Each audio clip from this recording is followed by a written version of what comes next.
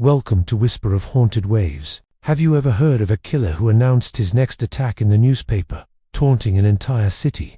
A phantom who slipped into homes in the dead of night, armed with an axe, and vanished without a trace. This is the chilling true story of the Axeman of New Orleans. Between May 1918 and October 1919, a wave of terror swept through the city. The attacks were brutal, seemingly random, and always occurred at night.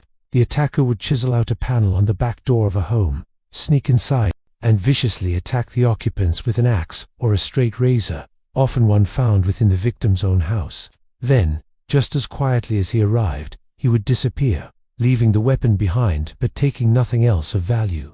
The first known victims were Joseph and Catherine Maggio, an Italian-American couple. They were attacked in their sleep on May 22, 1918. Their throats were slit with a razor, and their heads were bashed with an axe. The scene was a bloodbath, but strangely, no money was stolen, and the killer's entry was almost surgical, a small panel chiseled from the kitchen door. The police were baffled. The murder weapon, a bloody axe, was left callously in their backyard. This became the Axeman's terrifying signature. Just a month later, Louis Bazuma and his partner, Harriet Lowe, were attacked in their home, which was also part of their grocery store. Both suffered severe head injuries from an axe. Miraculously, they initially survived. Harriet Lowe whispered to the police that she suspected Louis Bazuma, but her claims were inconsistent. Tragically, she died 2 days later. Louis was arrested, but eventually acquitted. The pattern was emerging. A chiseled door panel, a bloody axe left behind, and a community plunged into fear. The attacks continued. In August, a pregnant woman named Mrs. Schneider was struck in the face with an axe. She awoke to a tall, dark figure looming over her. Despite her horrific injuries, she survived and gave birth to a healthy baby girl just days later. Then, in another part of the city, Joseph Romano was attacked. His 2 nieces, Pauline and Mary, heard groans from his room and discovered him with a massive head wound. They saw the attacker fleeing, describing him as a heavy-set man in a dark suit. Romano died 2 days later. Again, the back door panel was chiseled out, and the bloody axe was found in the yard. The city of New Orleans was in a state of panic. People reinforced their doors, bought guns, and stayed up all night, standing guard. The police were under immense pressure, but they had no leads, no motive, and no suspect. The victims seemed to have only one thing in common. Most of them were Italian-American grocers. This led to theories that the killings were related to the mafia or some other organized crime syndicate. Perhaps it was a vendetta or a business dispute that had spiraled into unimaginable violence. But the theory never quite fit. Why the bizarre method? Why leave no other clues? The randomness and sheer brutality of the attacks felt personal, not professional. The Cortimiglia family was next. Charles, Rosie, and their 2-year-old daughter, Mary, were all attacked in their sleep. Neighbors heard screams and rushed over to find a horrific scene. Rosie held her deceased daughter in her arms, and Charles was bleeding profusely. Both parents survived, but their little girl did not. The city's grief and outrage reached a fever pitch. 2 men, E. Orlando and Frank Giordano, were arrested based on a questionable identification by Charles Cortimiglia, who was still recovering from his injuries. They were convicted, but the evidence was flimsy, and many believed they were innocent. Charles later recanted his testimony, admitting he was pressured by detectives. The Giordanos were eventually released, but their lives were ruined. The panic was at its peak when, on March 13, 1919, the local newspaper, the Times-Picayune, received a letter supposedly from the killer himself. It was filled with grammatical errors, arrogance, and a chilling proposal. The letter began, "Esteemed mortal, they have never caught me, and they never will. They have never seen me, for I am invisible, even as the ether that surrounds your earth. I am not a human being, but a spirit and a demon from the hottest hell.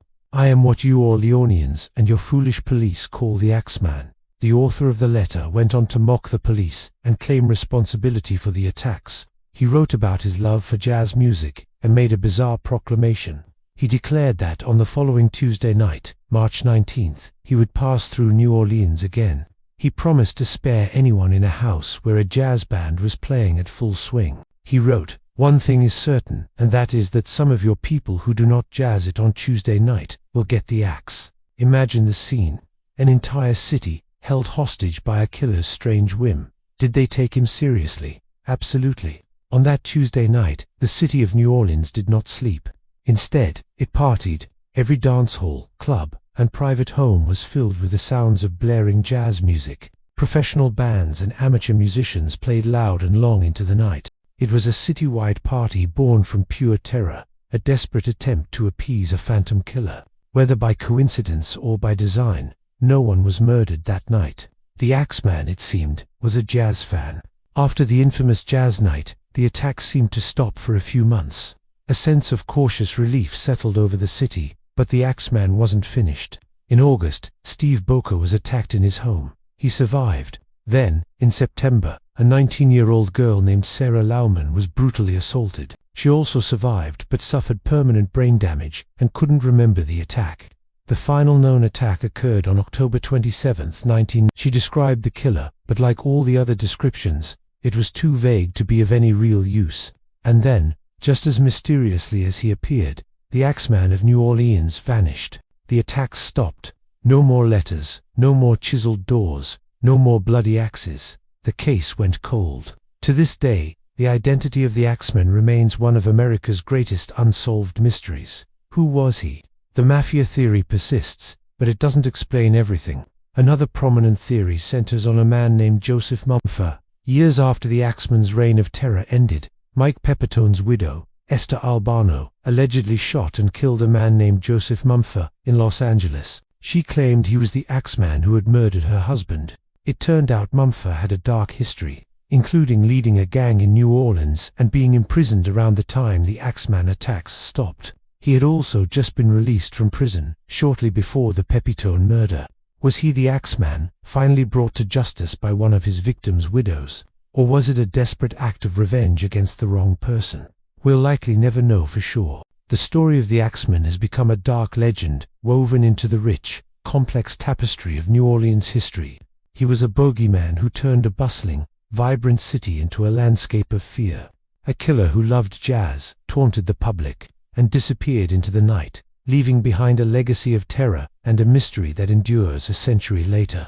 He remains a ghost, a chilling reminder of a time when music was the only thing that could save you from the axe.